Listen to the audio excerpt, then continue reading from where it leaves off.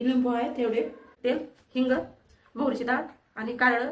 आणि हे मोहरी, हळद, मिरची आणि हे खडा मीठ आणि लवंग एवढं साहित्य लागतं. ठेवून होतं गॅसवर ह्याच्यात कारळ मोहरीला भाजू द्यायचं नाही, फक्त खडा मीठ आहे तर हे पण तव्यावर लिंबू कापून झाले तर हळद, मिरची, मोहरीची डाळ, मोहरी वाटलेली, कारळ त्याला पण भाजून वाटून घेतलंय, ही लाल तिखट त्याची लवंग कच्ची टाकायची, कारण त्याच्यात वास आणि हिंग टाकून घ्यायचं,